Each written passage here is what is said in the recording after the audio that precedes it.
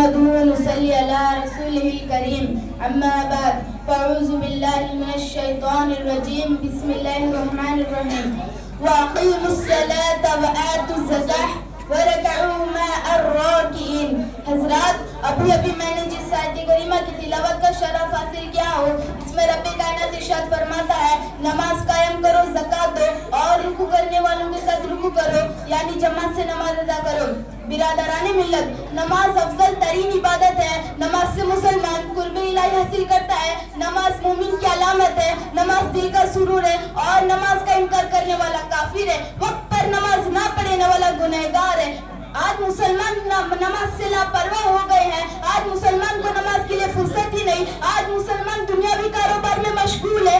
لوگ نماز نہ پڑھنے کے لیے طرح طرح کی بہانے بناتے ہیں. لیکن مسلمانوں یاد رکھو خدا کے ہاں تمہارا کوئی بہانہ کارگر نہ ہوگا اور کل قیامت کے دن سب سے پہلے نماز کا سوال ہوگا. تب اس دن تم اللہ تبارک و تعالیٰ کو کیا جواب دو گے؟ مسلمانوں اللہ کے ہاں دنیاوی دولت کام نہیں آئیں گے، دوستو احباب کام نہیں آئیں گے.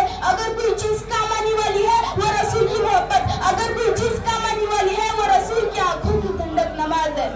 حضرت ابو ذر غفاری رضی اللہ تعالیٰ عنہ سے روایت ہے ایک مرتبہ حضور مصطفیٰ کریم صلی اللہ تعالیٰ علیہ وسلم موسم خزاں میں باہر تشریف لائے تو دیکھا درخت کے پتے جھڑتے ہیں. آپ نے ایک درخت کی دو شاخوں کو پکڑ کر ہلایا تو پتے ان سے جھڑنے لگے. تو پیارے نبی مصطفیٰ کریم صلی اللہ علیہ وسلم نے فرمایا اے ابو ذر رضی اللہ تعالیٰ عنہ نے عرض کیا میں حاضر ہوں یا رسول اللہ صلی اللہ علیہ وسلم. آپ رسول اللہ صلی اللہ علیہ وسلم نے فرمایا جب بندہ اللہ تعالیٰ کی خوشی کے لیے نماز ادا کرتا ہے تو اس سے گناہ اس طرح جھڑتے ہیں جیسے درخت کے پتے جھڑتے ہیں. ہمارے پیرانے پیر حضور غوث اعظم رضی اللہ تعالیٰ عنہ کا ارشاد ہے بے نمازی کی نگاہ سے گھر کو بچاؤ. ایک شخص تنگ دستی کا شکار ہے. اس کے گھر میں غربت و افلاس کا پہرا ہے. پوری تنگ دستی سے زندگی گزر رہی ہے. پریشان حال وہ شخص آستانہ قادریت و غوثیت پر حاضر ہوتا ہے اور اپنی تنگ دستی کی داد حضور غوث اعظم رضی اللہ تعالیٰ عنہ کو سناتا ہے. تو حضور غوث اعظم رضی اللہ تعالیٰ عنہ اس شخص سے سوال کرتے ہیں کہ اے شخص تیرا گھر راستے پر تو نہیں؟ وہ شخص بتاتا ہے کہ میرا گھر راستے پر پڑتا ہے. تو حضور غوث اعظم رضی اللہ تعالیٰ عنہ اس شخص سے فرماتے ہیں کہ اے شخص جا اور اپنے گھر کے دروازے پر پردہ ڈال دے، تیری غربت اور تنگ دستی دور ہو جائے گی، گھر میں رحمت و برکت ہو جائے گی. وہ شخص بڑا حیران ہے کہ نہ کوئی وظیفہ نہ کوئی تعویذ، بس پردہ ڈال دو غربت دور ہو جائے گی، آخر کیا بات ہے؟ وہ شخص جا کر اپنے گھر کے دروازے پر پردہ ڈال دیتا ہے. کچھ ہی عرصہ گزرا تھا کہ کاروبار خوب پھیلا، تجارت میں بہت نفع کمایا، رحمت و برکت سے گھر بھر گیا. کچھ مدت کے بعد وہ حضور پیرانے پیر حضور غوث اعظم رضی اللہ تعالیٰ عنہ کی خدمت میں حاضر ہوا